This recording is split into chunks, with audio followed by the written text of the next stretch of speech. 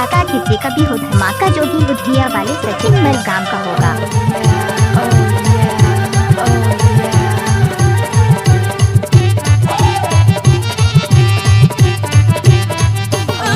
लाल बोतल में भैया मोर दुनिया बिगड़ गए लाल बोतल में, लाल बोतल में संगी मोर दुनिया बिगड़ गए लाल बोतल में, लाल बोतल में गा लाल बोतल में, लाल बोतल में ना लाल बोतल में, लाल बोतल में गा लाल बोतल में ना लाल बोतल में गा लाल बोतल में, लाल बोतल में भैया मोर दुनिया बिगड़ गए लाल बोतल में, लाल बोतल में संगी मोर दुनिया बिगड़ गए लाल बोतल में।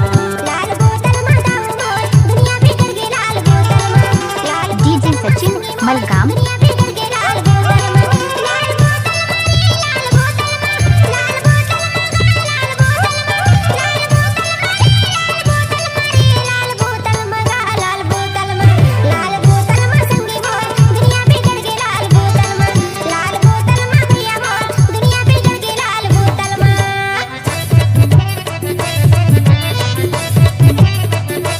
डीजे सचिन चौकी लुधिया वाले।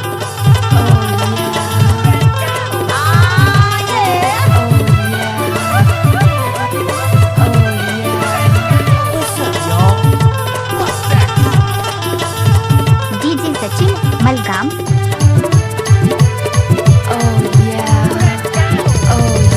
नहीं है घर में थाली लोटा नहीं है गा कमाई, नहीं है घर में थाली लोटा नहीं है गा कमाई, मार मार के पीट पीट के जब किला भगाई लाल बोतल में भैया मोर दुनिया बिगड़ गए लाल बोतल में, लाल बोतल में संगी मोर दुनिया बिगड़ गए लाल बोतल में।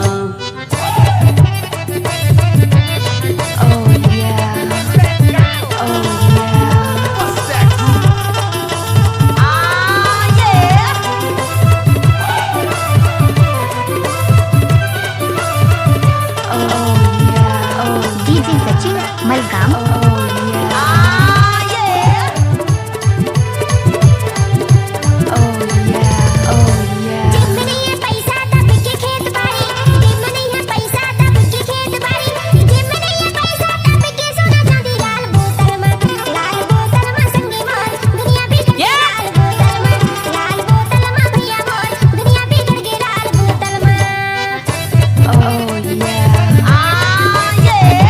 डीजे सचिन चौकी लुधिया वाले।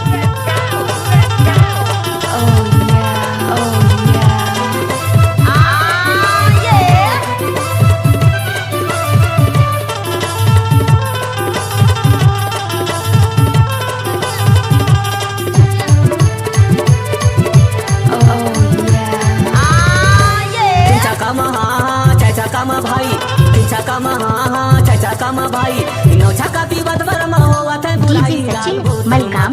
लाल बोतल में भैया मोर दुनिया बिगड़ गए लाल बोतल में, लाल बोतल में संगी मोर दुनिया बिगड़ गए लाल बोतल में, लाल बोतल में गा लाल बोतल में, लाल बोतल में ना लाल बोतल में, लाल बोतल में गा लाल बोतल में ना लाल बोतल में गा लाल बोतल में, लाल बोतल में भैया मोर दुनिया बिगड़ गए लाल बोतल में, लाल बोतल में संगी मोर दुनिया बिगड़ गए लाल बोतल में।